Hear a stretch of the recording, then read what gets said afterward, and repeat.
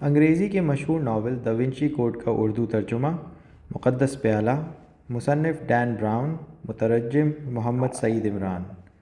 چوتھا حصہ۔ لینگڈن کو دیکھتے ہوئے صوفی نے اپنی واحد چال چلنے کا سوچا۔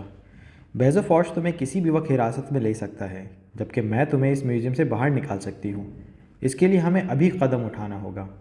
لینگڈن کی آنکھیں حیرت سے پھیل گئیں۔ تم چاہتی ہو کہ میں فرار ہو جاؤں؟ یہ سوچ لو کہ فوج تمہیں حراست میں لے کر کئی ہفتوں تک جیل میں رہنے پر مجبور کر دے گا۔ فرانسیسی پولیس اور امریکن سفارت خانے کے درمیان پہلے ہی تلخ تعلقات ہیں، لیکن اگر ہم ابھی یہاں سے فرار ہو کر امریکن سفارت خانے پہنچ جائیں تو سفارت خانہ تمہاری حفاظت کرے گا اور یہ ثابت کیا جا سکتا ہے کہ اس قتل سے ہمارا کوئی واسطہ نہیں۔ لینگڈن ایسا نہیں کرنا چاہتا تھا۔ میوزیم کے چاروں طرف پولیس ہے اور فرار ہونے کی کوشش کر کے ہم یہ ثابت کر دیں گے کہ ہم ہی مجرم ہیں۔ تم فوج کو یہ بتا دو کہ فرش پر لکھا پیغام تمہارے لیے تھا اور یہ کہ میرا نام کسی قاتل کی حیثیت سے نہیں لکھا گیا۔ میں یہ کر بھی دوں، صوفی نے جلدی جلدی بولا، اگر تم بحفاظت امریکن سفارت خانے میں پہنچ جاؤ تو کیا ہے؟ سفارت خانہ یہاں سے بس 1 میل ہی دور ہے۔ میری کار میوزیم کے باہر کھڑی ہے۔ فوج کے ساتھ کوئی بات کرنا جوا کھیلنے کے مترادف ہے۔ تمہیں اب تک یہ نہیں ہوا کہ وہ ہر صورت تمہیں مجرم ثابت کرنا چاہتا ہے؟ اس نے تمہیں یہ وقت بھی صرف اس لیے دیا ہے تاکہ وہ تم پر نظر رکھے اور تم کوئی ایسی حرکت کرو کہ اس کا کیس مضبوط ہو جائے۔ بالکل، اور اگر میں فرار ہو جاؤں تو ایسا ہی ہوگا۔ صوفی کا موبائل فون بجنا شروع ہو گیا۔ شاید فوج ہی ہوگا۔ اس نے اپنی سویٹر کی جیب میں ہاتھ ڈال کر موبائل آف کر دیا۔ لینگڈن، صوفی نے تیزی سے کہا، میں تم سے ایک آخری سوال پوچھنا چاہتی ہوں اور تمہارے تمام مستقبل کا دار و مدار اس پر ہے۔ فرش پر لکھا سب کچھ اس بات کا ثبوت نہیں ہے کہ تم قاتل ہو، مگر پھر بھی فوج اس بات پر مصر ہے کہ تم ہی قاتل ہو۔ کیا اس کے علاوہ کوئی اور ایسی وجہ ہے جس کی وجہ سے وہ تمہیں قصوروار ٹھہرا سکے؟ لینگڈن کچھ دیر تک ساکت ہوا۔ نہیں، بالکل بھی نہیں۔ صوفی نے سانس بھری۔ تو فوج جھوٹ بول رہا ہے، کیوں؟ یہ سوچنے کے لیے صوفی کے پاس وقت نہیں تھا۔ فوج آج رات ہر قیمت پر لینگڈن کو جیل کی سلاخوں کے پیچھے دیکھنا چاہتا تھا۔ صوفی کو لینگڈن کا ساتھ چاہیے تھا اپنے لیے، اور یہی مشکل تھی جس کا صوفی کی نظر میں ایک ہی منطقی حل تھا کہ وہ لینگڈن کو امریکن سفارت خانے لے جائے۔ کھڑکی کی طرف مڑتے ہوئے صوفی نے پہلے شیشے میں نصب خطرے کی گھنٹی کو دیکھا اور پھر 40 فٹ نیچے دیکھا۔ اتنی بلندی سے چھلانگ لگانے کے بعد بچنے کا سوال ہی پیدا نہیں ہوتا تھا، مگر صوفی نے فیصلہ کر لیا تھا کہ لینگڈن چاہے یا نہ چاہے اسے لووے سے فرار ہونا ہی پڑے گا۔ وہ جواب نہیں دے رہی۔ فوج کے چہرے پر بے یقینی تھی۔ تم اس کے موبائل پر کال کر رہے ہو نا؟ مجھے پتہ ہے کہ موبائل اس کے پاس ہے۔ کولیٹ پچھلے چند منٹ سے صوفی سے رابطہ کرنے کی کوشش کر رہا تھا۔ شاید اس کے موبائل کی بیٹری ختم ہو گئی ہے یا پھر اس نے گھنٹی بند کر رکھی ہے۔ فوج ڈائریکٹر کرپٹوگرافی سے بات کرنے کے بعد تشویش میں مبتلا ہو گیا تھا۔ اس نے کولیٹ کو کہا تھا کہ وہ صوفی سے رابطہ کرے، مگر کولیٹ ناکام رہا تھا۔ فوج کی حالت اس وقت پنجرے میں بند شیر کی تھی۔ وہ مٹھیاں بھینچے ادھر سے ادھر قدم اٹھا رہا تھا۔ ڈائریکٹر نے کیوں کال کی تھی؟ کولیٹ نے پوچھا۔ فوج موڑا۔ یہ بتانے کے لیے انہیں سیاہ شیطان اور لنگڑے ولی کے حوالے سے کچھ پتہ نہیں چلا۔ بس؟ نہیں، بلکہ اس نے یہ بھی بتایا کہ انہوں نے فبوناچی سلسلے کا پتہ چلا لیا ہے، مگر یہ بھی فضول ہی ہے۔ لیکن صوفی تو یہ پہلے ہی بتا چکی ہے۔ فوج نے نفی میں سر ہلایا۔ صوفی انہیں بتائے بغیر یہاں آ گئی تھی۔ کیا؟ ڈائریکٹر کے مطابق اس نے اپنی ٹیم کو وہ تمام تصاویر بھیجوائی تھیں۔ جب صوفی پہنچی تو اس نے ان تصاویر و خفیہ پیغام کو بس ایک بار ہی دیکھا اور وہاں نکل آئی۔ ڈائریکٹر کو محسوس ہوا تھا کہ وہ تصاویر دیکھنے کے بعد خاصی پریشان تھی۔ پریشان؟ کیا اس نے کبھی کسی لاش کی تصاویر نہیں دیکھی؟ فوج چند لمحے خاموش رہا۔ صوفی کے ایک ساتھی نے ڈائریکٹر کو بتایا ہے کہ وہ سونرے کی نواسی ہے۔ کولیٹ گنگ رہ گیا۔ ڈائریکٹر کے مطابق اس نے سونرے کا ذکر کبھی نہیں کیا اور اس کے خیال میں اس نے ایسا اس لیے کیا کہ وہ ایک مشہور انسان کی نواسی ہونے کا فائدہ نہیں اٹھانا چاہتی تھی۔ بے شک وہ تصاویر دیکھ کر پریشان ہو گئی ہوگی، مگر کولیٹ کو اس اتفاق کا اندازہ نہیں تھا کہ اس نوجوان عورت کو اپنا ہی نانا کا لکھا ہوا خفیہ پیغام سمجھنے کے لیے بلایا گیا تھا۔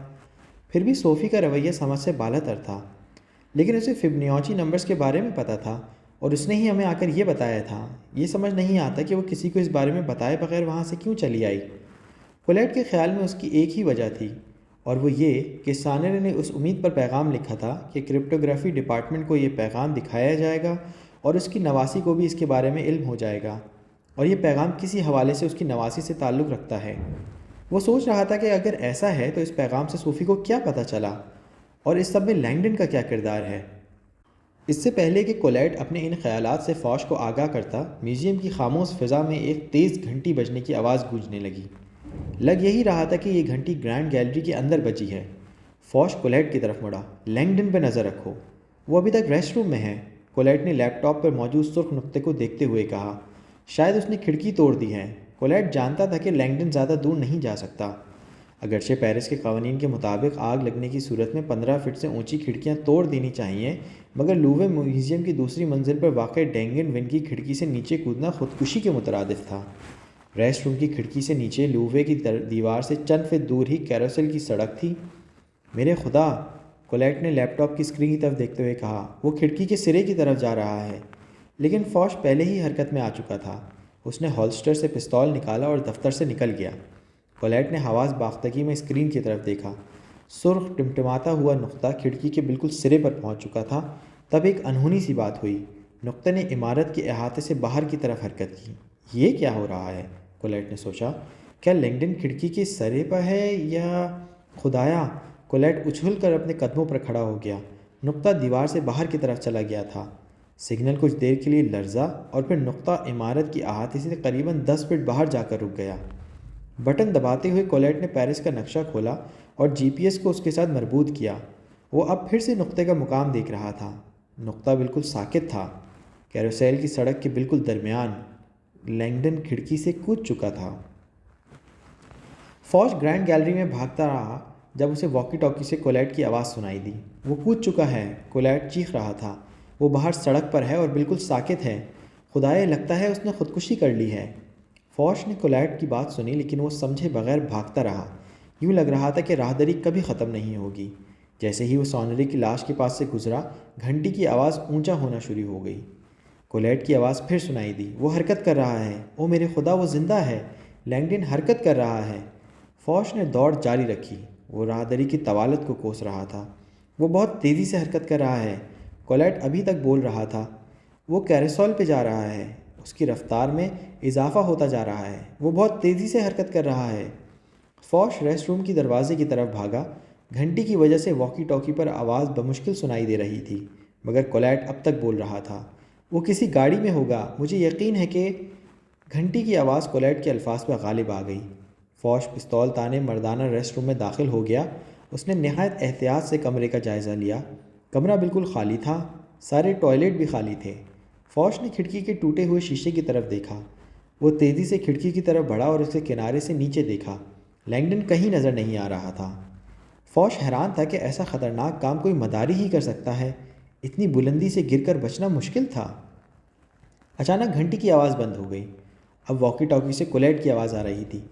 جنوب کی طرف۔ اس نے تیزی سے پونٹ ڈو کریسیل سے دریائے سین کو عبور کر لیا ہے۔ فوج اپنے بائیں طرف مڑا۔ سڑک کے اس مقام پر اسے صرف ایک ہی گاڑی نظر آ رہی تھی۔ یہ ایک ٹرالر تھا جو لوروے کی مخالف سمت میں جا رہا تھا۔ فوج کو احساس ہوا کہ یہی ٹرک شاید کچھ دیر پہلے اشارے پر رکا ہوگا، بالکل ریسٹ روم کی کھڑکی کے نیچے۔ ایک دیوانہ پن، اس نے خود کلامی کی۔ لینگڈن کو کیا معلوم کہ اس ٹرک میں کیا ہے؟ ٹرک کے پیچھے ایک نرم سا ترپال پڑا ہوا نظر آ رہا تھا، مگر کیا پتہ اس کے نیچے فولاد ہو، سیمنٹ یا پھر کچرا۔ 40 فٹ کی چھلانگ، یہ تو پاگل پن تھا۔ وہ پونٹ دی سینٹ پیریس کی طرف۔ یقیناً ٹرک دریا پار کرنے کے بعد ہی مڑا ہوگا، فوج نے سوچا۔ وہ حیرانی سے ٹرک کو سڑک کے ایک کونے میں غائب ہوتا دیکھ رہا تھا۔ کولیٹ پہلے ہی تمام ایجنٹوں کو ہدایت دے چکا تھا کہ وہ لووے سے نکل کر گاڑی کا پیچھا کریں۔ وہ ٹرک کے بدلتے ہوئے مقامات کے بارے میں لمحہ و لمحہ آگاہی فراہم کر رہا تھا۔ کھیل ختم ہو چکا تھا۔ فوج جانتا تھا کہ اس کے آدمی کچھ ہی منٹ میں ٹرک تک پہنچ جائیں گے۔ لینگڈن کہیں نہیں جا سکتا تھا۔ ریوالور کو دوبارہ ہولسٹر میں ڈالتے ہوئے فوج کمرے سے نکل آیا اور واکی ٹاکی سے کولیٹ کو حکم دیا، میری گاڑی اس طرف منگواؤ، میں اسے گرفتار کرتے ہوئے موقع پر موجود رہنا چاہتا ہوں۔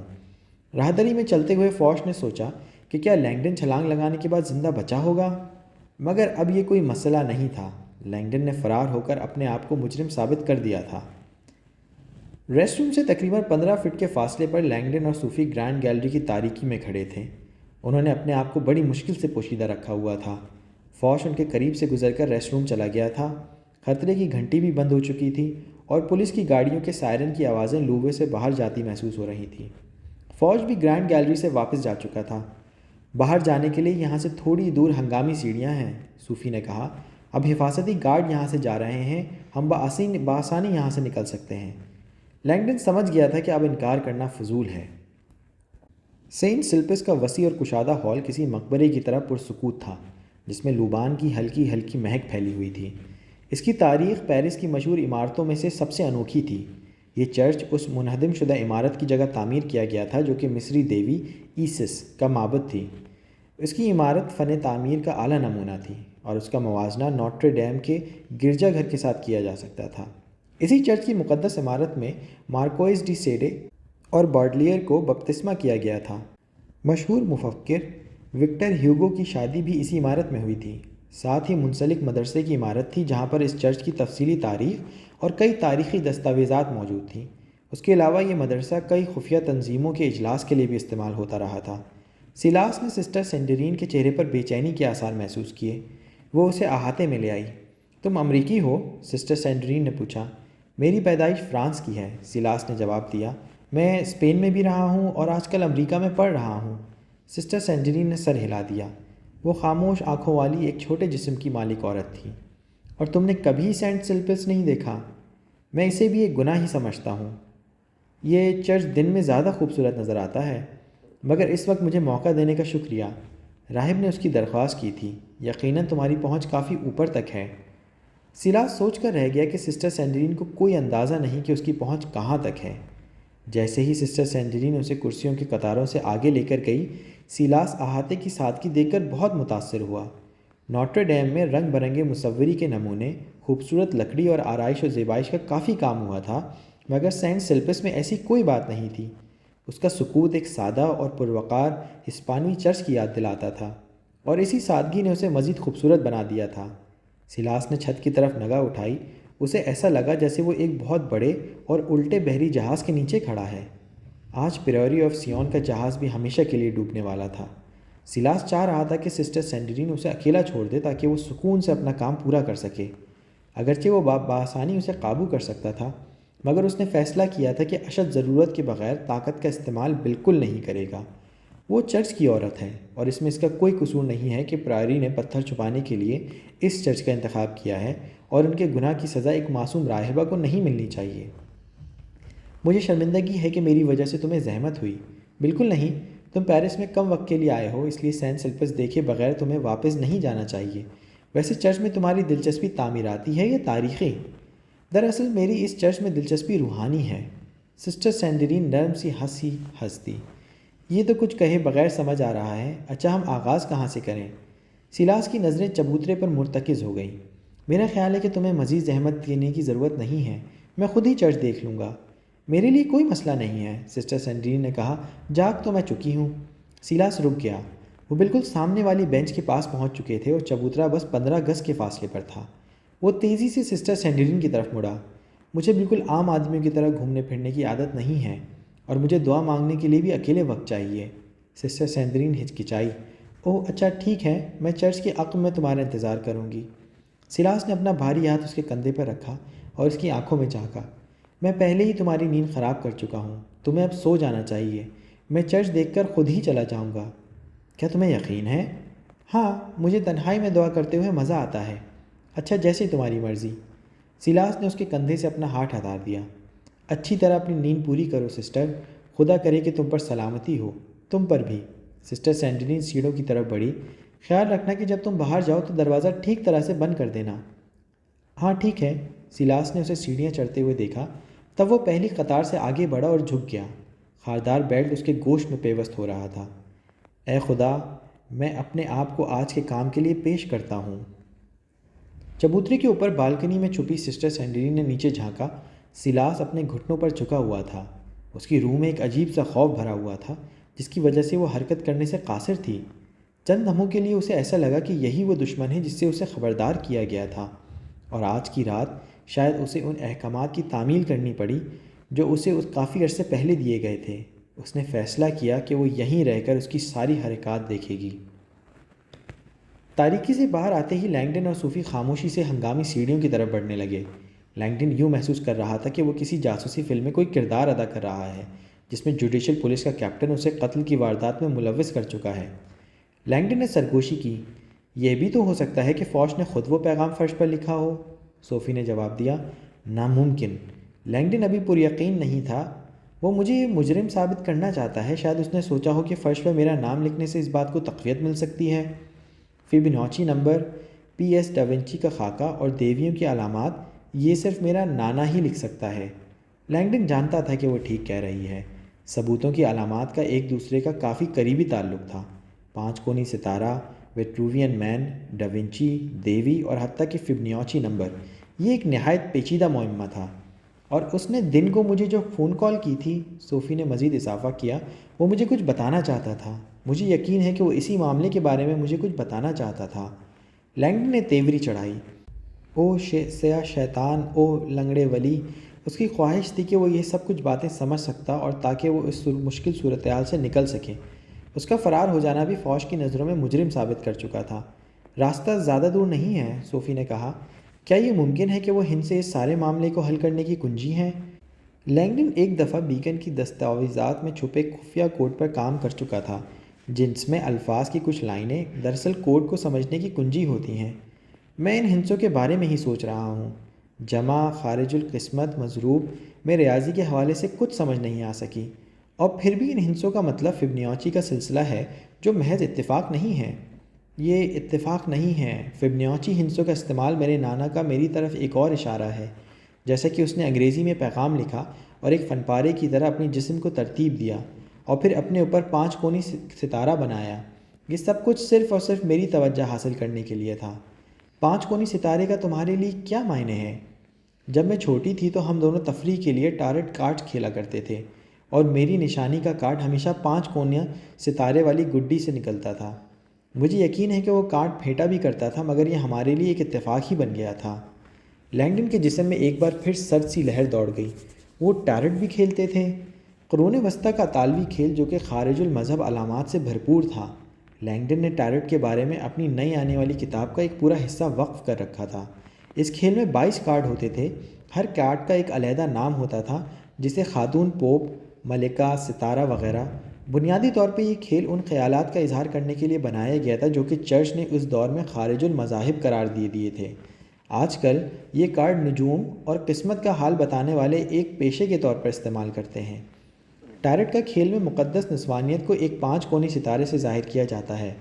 لینگڈن نے سوچا کہ سانرے نے جان بوجھ کر صوفی کے کارڈز 5 کونی ستارے والے ڈیک سے چنتا ہوگا۔ وہ ہنگامی سیڑھیوں تک پہنچ چکے تھے۔ صوفی نے آرام سے دروازہ کھولا۔ کوئی گھنٹی نہ بجی، کیونکہ خطرے کی گھنٹی صرف باہر کے دروازوں کے لیے مخصوص تھی۔ وہ تیزی سے سیڑھیاں اترنے لگے۔ تمہارا نانا، لینگڈن نے کہا، جب وہ تمہیں 5 کونی ستارے کے بارے میں بتاتا تھا تو کیا وہ دیویوں کی عبادات کے بارے میں یا پھر چرچ سے عداوت کے بارے میں بتاتا تھا؟ صوفی نے نام میں سر ہلایا۔ مجھے اس کے ریاضی سے تعلق کے بارے میں زیادہ دلچسپی تھی۔ مقدس نسبت، ڈیوائن پروپورشن، فائی، فیبوناچی کے سلسلے کے بارے میں۔ لینگڈن ایک بار پھر حیران ہوا۔ تمہارے نانا نے تمہیں فائی کے بارے میں بھی بتایا تھا؟ بلا شبہ۔ مقدس نسبت، اس کے چہرے پر شرارت آمیز شرمیلی مسکراہٹ تھی۔ در حقیقت وہ میرے ساتھ مذاق بھی کیا کرتا تھا کہ صوفی تم آدھی مقدس ہو کیونکہ تمہارے نام میں فی آتا ہے۔ لینگڈن نے چند لمحہ سوچا اور کرا دیا، فی۔ سیڑھیاں نیچے اترتے ہوئے اس نے اپنی توجہ فائی پر مرکوز کی۔ اسے یہ ادراک ہونا شروع ہو گیا تھا کہ سانرے کے خفیہ پیغام میں چھپے ثبوت میں تسلسل اس کی سوچ سے بھی زیادہ ہے۔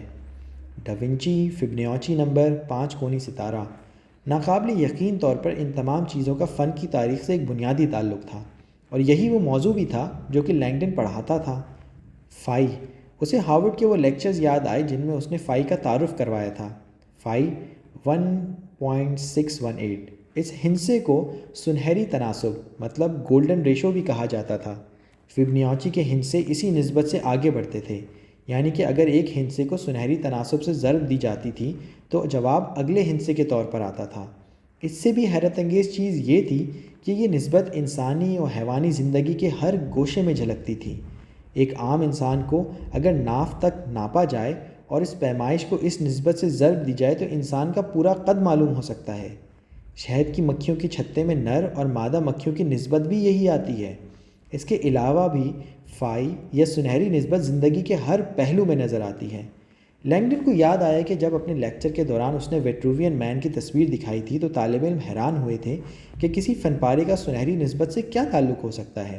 لینگڈن نے انہیں بتایا تھا لیونارڈو ڈیوینچی سنہری نسبت کے بارے میں کافی کچھ جانتا تھا۔ یہ تصویر اس نے مارکس ویٹروویس کے نام پر بنائی تھی جو روم کا ایک مشہور معمار تھا۔ دراصل ڈاونچی ہی وہ پہلا آدمی تھا جس نے یہ دریافت کیا تھا کہ انسانی جسم کے مختلف حصوں کے تناسب میں سنہری نسبت شامل ہے۔ سر سے پیر اور سر سے ناف کا تناسب، کولہوں سے پاؤں اور کولہوں سے گھٹنوں کا تناسب، ہڈیوں کے جوڑ وغیرہ وغیرہ۔ اس لیکچر میں لینگڈن نے انہیں فن کے مختلف نمونے دکھائے تھے۔ مائیکل اینجلو، البریٹ ڈورور، ڈاونچی اور کئی دوسرے مصور جن کے فن پاروں میں سنہری نسبت کا اظہار واضح نظر آتا ہے۔ لینگڈن نے انہیں ان کا تعلق دنیا کی مشہور عمارتوں میں بھی دکھایا تھا جن میں یونانی پارتھیون، اہرام مصر، اقوام متحدہ کی عمارت بھی شامل تھی۔ اس کے علاوہ دنیا کے کئی مشہور موسیقار کی موسیقی کی بنیادوں میں بھی یہ ہندسہ واضح طور پر ایک کردار ادا کرتا نظر آتا ہے۔ 5 کونی ستارے کی 5 لکیریں بھی اس نسبت سے ہی ایک دوسرے کو کاٹتی تھیں۔ اسی وجہ سے 5 کونی ستارہ کاملیت اور حسن کا نشان بن گیا تھا اور پرانے وقتوں میں لوگوں نے اس کا تعلق زہرہ سیارے سے جوڑا تھا۔ کیا ہوا، جلدی چلو، صوفی کی آواز لینگڈن کو خیالوں کی دنیا سے باہر کھینچ لائی۔ ہم بس پہنچ چکے ہیں، جلدی کرو۔ سیڑھیوں پر کھڑے کھڑے ایک اچانک آنے والے خیال نے لینگڈن کو وہیں ساکت کر دیا۔ او ڈریکونین ڈیول، او لیم سینٹ، یہ اتنا آسان نہیں ہو سکتا، لینگڈن نے سوچا۔ لووے میں فائی اور ڈاونچی کے خاکے اس کے دماغ میں گھوم رہے تھے۔ لینگڈن نے اچانک اور غیر متوقع طور پر جان چکا تھا کہ سانڈرے کے لکھے ہوئے ان الفاظ کا مطلب کیا ہے۔ او ڈریکونین ڈیول، وہ بولا، او لیم سینٹ، یہ تو ایک نہایت ہی آسان سا کوڈ ہے۔ لینگڈن کے آگے چلتی ہوئی صوفی وہیں رک گئی اور مڑ کر اسے الجھی ہوئی نظروں سے دیکھا۔ کوڈ؟ وہ ان الفاظ پہ کتنی دیر مغز ماری کرتی رہی تھی مگر اسے کہیں کوئی خفیہ پیغام نظر نہیں آیا تھا۔ تم نے خود ہی کہا تھا کہ فبوناچی ہندسے صرف اس صورت میں معنی رکھتے ہیں جب ان کو صحیح طرح لکھا جائے۔ لینگڈن کی آواز جوش سے تھر تھرا رہی تھی، ورنہ یہ ایک بکواس ہی ہے۔ صوفی کو کوئی اندازہ نہیں تھا کہ وہ کیا کہہ رہا ہے۔ فبوناچی نمبرز، اسے یقین تھا کہ ان ہندسوں کے لکھے جانے کا صرف ایک ہی مقصد تھا کہ کرپٹوگرافی ڈپارٹمنٹ کو یہ معاملہ حل کرنے کو دیا جائے۔ کیا ان کا کوئی اور بھی مقصد ہے؟ اس نے اپنی جیب میں ہاتھ ڈال کر پھر وہی تصویر نکال لی اور اسے دیکھنے لگی۔ 13 3 21 1 1 8 5، او ڈریکونین ڈیول، او لیم سینٹ، ان ہندسوں میں کیا تھا؟ فبوناچی ہندسوں کو یوں الٹا سیدھا لکھنا دراصل ایک اشارہ ہے۔ لینگڈن نے اس کے ہاتھ سے تصویر لے لی۔ یہ ہندسے صرف ایک اشارہ دے رہے ہیں کہ ہم ان الفاظ میں چھپے پیغام کو کیسے پڑھ سکتے ہیں۔ اس نے ہندسوں کو الٹا پلٹا کر کے لکھا۔ تم نے انہیں صحیح طرح لکھ کر پتہ چلا لیا کہ یہ فبوناچی ہندسے ہیں۔ ہمیں ان الفاظ کو بھی اسی طرح دیکھنا چاہیے۔ سانرے کا مقصد یہی تھا۔ ان 2 لائنوں کا کوئی مقصد نہیں، یہ بس الٹے سیدھے لکھے ہوئے الفاظ ہیں۔ جب تک ہم انہیں صحیح طرح سے نہ لکھ لیں ہمیں پیغام سمجھ نہیں آئے گا۔ صوفی کو لینگڈن کا مقصد سمجھنے میں چند ہی لمحے لگے اور یہ واقعی نہایت سادہ سی چیز تھی، کم از کم اس کے لیے جسے وہ اب تک نہیں سمجھ سکی تھی۔ تم ایناگرام کی بات کر رہے ہو؟ صوفی نے لینگڈن کو گھورا۔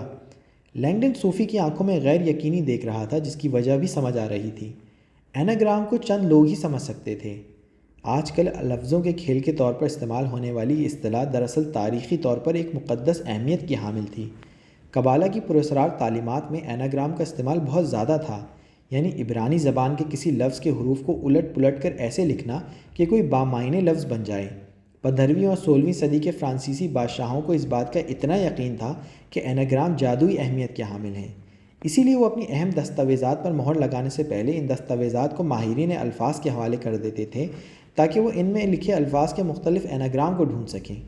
رومن ایناگرام کے علم کو آرسے میگنا یعنی فن عظیم کہا کرتے تھے۔ لینگڈن نے صوفی کی آنکھوں میں جھانکا۔ تمہارے نانا کا پیغام بہت سادہ ہے اور اس نے ہمارے سمجھنے کے لیے کئی اشارے بھی چھوڑے ہیں۔ لینگڈن نے اپنی جیکٹ کی جیب سے کاغذ اور قلم نکالا اور پیغام کے الفاظ کو دوبارہ سے ترتیب دے کر لکھا۔ او ڈریکونین ڈیول، لیونارڈو ڈیونچی، او لیم سینٹ، دی مونا لیزا۔ دی مونا لیزا؟ ایک لمحے کو صوفی لووے سے فرار ہونے کے بارے میں بھول گئی۔ اسے حیرت سے زیادہ شرمندگی کی تھی کہ یہ ایک ایناگرام ہے۔ اگرچہ وہ ایک ماہر کوڈ بریکر تھی مگر وہ یہ سادہ سی بات نظر انداز کر گئی تھی۔ ایناگرام اس کے لیے اجنبی نہیں تھے بلکہ وہ انگریزی زبان میں ایناگرام کی ماہر تھی۔ جب وہ نوجوان تھی اس کا نانا اکثر اسے انگریزی زبان میں ایناگرام حل کرنا سکھاتا تھا۔ اس کے نانا کا مقصد اسے انگریزی زبان میں ماہر بنانا تھا۔ ایک دفعہ اس کے نانا نے ایک لفظ لکھا تھا اور یہ بتایا تھا کہ اس الفاظ کے حروف کو مختلف طرح ترتیب دینے سے انگریزی زبان کے 62 مختلف الفاظ بنتے تھے۔ صوفی نے انگریزی ڈکشنری کی مدد سے 3 دن میں وہ سارے الفاظ ڈھونڈ لیے تھے۔ مجھے سمجھ نہیں آ رہا کہ تمہارے نانا نے اتنا پیچیدہ ایناگرام کیسے بنا ڈالا، اور وہ بھی زندگی کی آخری سانسوں میں۔ صوفی اس کی وجہ جانتی تھی اور اسی وجہ نے اسے غمزدہ کر ڈالا تھا۔ مجھے یہ سوچنا چاہیے تھا۔ اسے یاد آیا کہ اس کا نانا فن کا جنونی تھا اور مشہور فن پاروں کے ناموں کے ایناگرام بنایا کرتا تھا۔ ایک بار وہ اپنے اس شوق کی وجہ سے مشکل میں پھنستے پھنستے بھی رہ گیا تھا۔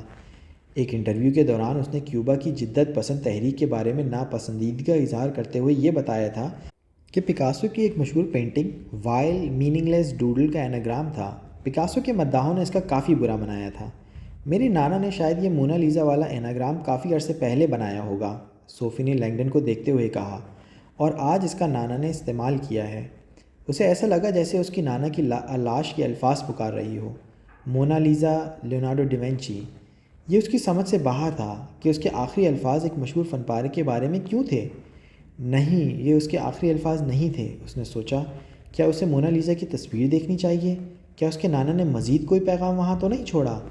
اس کے خیال میں وزن تھا، کیونکہ یہ مشہور فن پارہ گرینڈ گیلری کے ایک پرائیویٹ کمرے میں تھا۔ صوفی کو ادراک ہوا کہ اس کا نانا جہاں مرا تھا، مونا لیزا کی پینٹنگ وہاں زیادہ دور نہیں تھی۔ ایسا ممکن تھا کہ وہ مرنے سے پہلے وہاں گیا ہو۔ صوفی نے سیڑھیوں کو دیکھا جہاں سے وہ آئی تھی۔ اس وقت وہ اپنے آپ کو بکھرا بکھرا محسوس کر رہی تھی۔ وہ لینگڈن کو جلد از جلد میوزیم سے نکالنا چاہتی تھی، مگر اس کی چھٹی حص اسے کچھ اور کہنے کا کہہ رہی تھی۔ صوفی کے خیال میں اگر اس کا نانا اسے کوئی راز بتانا چاہ رہا تھا تو مونا لیزا سے بہتر کوئی اور جگہ نہیں ہو سکتی تھی۔ میں واپس جا رہی ہوں۔ صوفی کے بولتے ہی لینگڈن کی آنکھوں میں حیرت پھیل گئی۔ مونا لیزا دیکھنے؟ لینگڈن کرا کر رہ گیا۔ ابھی؟ صوفی سوچ میں مگن تھی، مگر وہ بولی، مجھ پر تو قتل کا الزام نہیں ہے نا؟ اور یہ موقع میں نہیں کھونا چاہتی۔ میں جاننا چاہتی ہوں کہ میرے نانا نے میرے لیے کیا پیغام چھوڑا ہے۔ ہم یہ بعد میں بھی پتہ چلا سکتے ہیں، ابھی ہمیں سفارت خانے کی طرف جانا چاہیے۔ صوفی نے اپنے آپ کو قصوروار محسوس کیا۔ اس نے لینگڈن کو ایک مفرور بنا ڈالا تھا اور اب واپس میوزیم کے اندر جانا چاہ رہی تھی، مگر اسے کوئی اور راستہ بھی نظر نہیں آ رہا تھا۔ تم اس دروازے سے گزر کر جاؤ، سامنے خارجی راستے کا نشان لگا ہوا ہے، یہ راستہ تمہیں باہر لے جائے گا۔ اس نے لینگڈن کو اپنی کار کی چابیاں پکڑاتے ہوئے کہا، میری گاڑی سرخ رنگ کی ہے اور یہ ملازمین کی پارکنگ میں کھڑی ہے، تمہیں سفارت خانے کا راستہ تو پتہ ہی ہوگا۔ لینگڈن نے اپنے ہاتھ میں پکڑی چابیوں پر نظر ڈالتے ہوئے سر ہلا دیا۔ سنو، صوفی نے کہا، اس کی آواز میں نرمی تھی، میرا خیال ہے کہ میرے نانا نے میرے لیے مونا لیزا کے پاس کوئی پیغام لکھا ہے، شاید کوئی ایسا اشارہ مل جائے جس سے قاتل کا نام سامنے آ سکے۔ وہ تمہارے لیے فرش پہ کوئی سیدھا سا پیغام بھی چھوڑ سکتے تھے، اس کے لیے اتنی جدوجہد کی کیا ضرورت تھی؟ جہاں تک میرا خیال ہے کہ وہ نہیں چاہتا تھا کہ وہ اس راز کے بارے میں کوئی اور جان سکے۔ لینگڈن کو اس کی بات ٹھیک لگی۔ ساندرے نے ہر ممکن کوشش کی تھی کہ پیغام صوفی ہی پڑھے۔ لینگڈن کو ڈھونڈنے کی تاکید اور ساندرے کا اندازہ درست تھا، کیونکہ لینگڈن نے یہ پیغام پڑھ لیا تھا۔ کسی اور کے آنے سے پہلے مجھے مونا لیزا کی پینٹنگ کے پاس جانا چاہیے۔ میں تمہارے ساتھ جاؤں گا۔ لینگڈن کا لہجہ کمزور تھا۔ نہیں، ہمیں اندازہ نہیں ہے کہ گرینڈ گیلری میں کتنے وقت تک کوئی نہیں آ سکتا، تمہیں جانا ہوگا۔ لینگڈن کے انداز میں ہچکچاہٹ تھی۔ ایسا لگ رہا تھا علمی تجسس اس کی قوت فیصلہ پر غالب آ رہا تھا، اور یہ کوئی اچھی بات نہیں تھی، وہ گرفتار بھی ہو سکتا تھا۔ جاؤ، صوفی نے اسے تشکرانہ مسکراہٹ کے ساتھ دیکھا، میں تم سے سفارت خانے میں ملوں گی مسٹر لینگڈن۔ لینگڈن کے چہرے پر ناراضگی دوڑ گئی۔ میں تمہیں ایک شرط پر وہاں ملوں گا۔ وہ حیرت زدہ رہ گئی۔ کیا شرط؟ کہ تم مجھے مسٹر لینگڈن کہنا چھوڑ دو۔ صوفی نے لینگڈن کے چہرے پر ایک شرارت بھری مسکراہٹ دیکھی۔ وہ لینگڈن کو دیکھ کر مسکرا دی۔ خوش قسمتی تمہارا ساتھ دے لینگڈن۔ جب لینگڈن باہر آیا تو اسے چونے اور السی کے تیل کی بدبو محسوس ہوئی۔ سامنے میوزیم سے خارجے کا نشان لگا ہوا تھا اور ایک تیر اس راستے کی نشاندہی کر رہا تھا۔ لینگڈن اسی طرف بڑھ گیا۔ دائیں طرف ایک تاریک اسٹوڈیو تھا جس میں ڈھیروں مجسمے مرمت کے لیے پڑے تھے۔ بائیں طرف بھی ایک اسٹوڈیو تھا جسے دیکھ کر لینگڈن کو ہاورڈ کے کمرے یاد آئے۔ اس میں مصوری کے سامان کا ڈھیر لگا ہوا تھا۔ راہدری میں بڑھتے ہوئے لینگڈن کو ایسا لگا جیسے وہ کوئی خواب دیکھ رہا ہے اور آنکھ کھلنے پر وہ اپنے ہوٹل کے کمرے کے بستر پر پڑا ہوگا۔ سائنرے کا پیچیدہ پیغام ابھی تک اس کے دماغ میں گھوم رہا تھا اور وہ یہ سوچ رہا تھا کہ جانے صوفی کو مونا لیزا کے پاس کیا ملے گا۔ وہ پر یقین دکھائی دیتی تھی کہ اس کے نانا نے اسے مونا لیزا کی پینٹنگ کا اشارہ دیا ہے۔ یہ سب ناممکنات میں سے لگ رہا تھا۔ پی ایس، رابرٹ لینگڈن کو ڈھونڈو۔ سانر نے لینگڈن کا نام فرش پر لکھا تھا، لیکن کیوں؟ کیا صرف وہ اناگرام حل کرنے کے لیے؟ یہ قابل قبول وجہ تو نہیں تھی، اور اس کے خیال میں سانرے اس کے بارے میں کچھ نہیں جانتا تھا، کیونکہ وہ تو کبھی ملے ہی نہیں تھے۔ تو پھر اسے کیسے اندازہ ہوا کہ لینگڈن اناگرام کا ماہر ہے؟ اس سے بھی زیادہ اہم بات یہ تھی کہ صوفی خود اناگرام حل کر سکتی تھی۔ اس نے ہی فیبوناچی کا سلسلہ ڈھونڈا تھا، اور اس میں کوئی شک نہیں تھا کہ اگر وہ ذرا اور دھیان دیتی تو اناگرام بھی حل کر سکتی تھی۔ لینگڈن کو اچانک یہ محسوس ہوا کہ وہ سانرے کی ان تمام حرکات کا منطقی نتیجہ نکالنے میں کوئی غلطی کر رہا ہے۔ آخر میں ہی کیوں؟ لینگڈن نے سوچا۔ مرتے ہوئے سانرے کی یہ خواہش کیوں تھی کہ وہ ایک اجنبی امریکی پروفیسر کو ڈھونڈے؟ کیا سانرے کو اس بات کا یقین تھا کہ میں کچھ جانتا ہوں؟ اچانک ایک جھٹکے سے لینگڈن رک گیا۔ اس کی آنکھیں پھیل گئی تھیں۔ اس نے جیب سے وہ تصویر نکالی جس پر اس کا نام لکھا ہوا تھا، پی ایس رابرٹ لینگڈن کو ڈھونڈو۔ اس کی نظریں دو الفاظ پر جم گئیں، پی ایس۔ ایک لمحے میں سانرے کے تمام پیچیدہ پیغام اس کی آنکھوں کے سامنے گھوم گئے۔ اسے ایسا لگا کہ اس کا تمام کیریئر جس میں وہ تاریخ اور علامات پڑھتا اور پڑھاتا رہا ہے دھڑام سے نیچے آ گیا ہے۔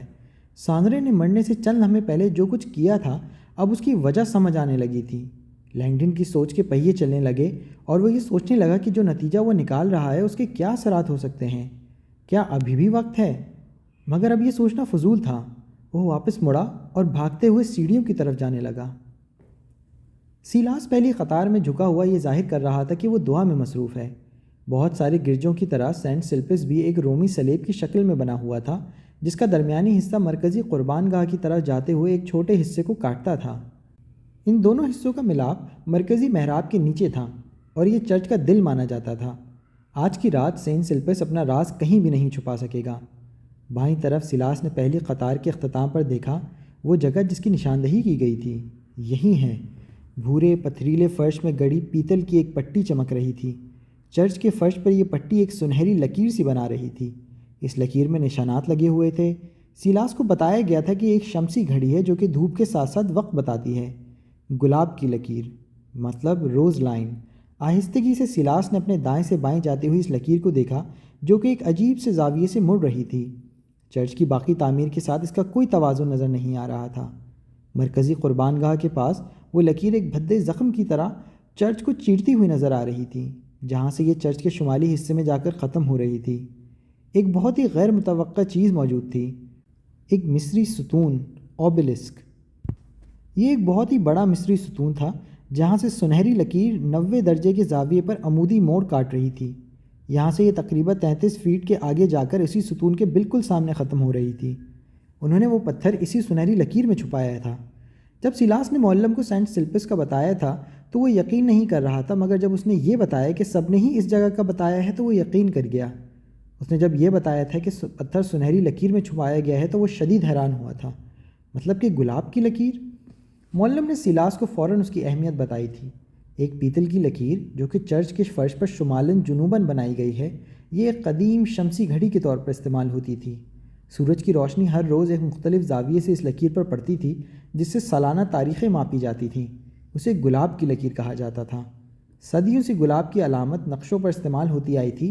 قدیم قطب نما میں پھول بنایا جاتا تھا جو کہ شمال، جنوب، مشرق، مغرب کی سمتوں کی نشاندہی کرتا تھا۔ اسے کل 32 حصوں میں تقسیم کیا جاتا تھا۔ مزے کی بات ہے کہ گلاب کے پھول میں عام طور پر پتوں کی تعداد بھی 32 ہی ہوتی ہے۔ گرین وچ میریڈین جو کہ انگلستان میں واقع ہے سے آج کل ساری دنیا سے وقت کا تعین کیا جاتا ہے۔ پہلے یہی لکیر تھی جہاں سے تمام دنیا سے اوقات کے فرق کا تعین کیا جاتا تھا۔ 1888 میں گرینوچ کو تمام دنیا کے اوقات کار سے فرق کے تعین کے لیے مانا گیا تھا، مگر اس سے پہلے سینٹ سلپس میں موجود سنہری لکیر یا گلاب کی لکیر اس مقصد کے لیے استعمال ہوتی تھی۔ سیلاس ابھی تک گھٹنوں کے بل جھکا اس بات کا اندازہ کر رہا تھا کہ کہیں اسے کوئی دیکھ تو نہیں رہا۔ ایک لمحے کو اسے دور ایک بالکنی میں حرکت محسوس ہوئی اور اس نے مڑ کر دیکھا، مگر اسے کوئی نظر نہ آیا۔ میں اکیلا ہی ہوں۔ وہ مسلسل 3 دفعہ جھک کر پھر کھڑا ہو گیا۔ اب اس کا رخ مصری ستون کی طرف تھا۔ اسی لمحے روم کے لونارڈو ڈیونچی ایئرپورٹ پر طیارہ اترتے ہی ارنگوسا ایک جھٹکے سے بیدار ہو گیا۔ وہ کچھ دور کے لیے غنودگی میں چلا گیا تھا۔ روم میں خوش آمدید، انٹرکام سے خاتون کی سریلی آواز سنائی دی۔ اٹھ کر سیدھا بیٹھتا ہوا ارنگوسا اپنی پوشاک درست کی اور مسکرا دیا۔ اس دورے کے لیے وہ بہت پرجوش اور خوش تھا۔ وہ بہت عرصے سے دفاعی پالیسی پر قائم تھا۔ آج کی رات سب کچھ تبدیل ہونے والا تھا۔ 5 ماہ پہلے ارنگوسا یہ محسوس کر رہا تھا کہ سب کچھ ختم ہو جائے گا، مگر آج جیسے خدا کی مرضی سے ان تمام مشکلات کا حل خود ہی سامنے آ گیا ہو۔ خدائی مداخلت۔ اگر منصوبے کے مطابق پیرس میں سب کچھ ٹھیک ٹھاک ہو گیا تو ارنگوسا کے ہاتھ وہ کچھ آ جائے گا جس سے وہ عیسائی دنیا کا سب سے طاقتور ترین شخص بن جائے گا۔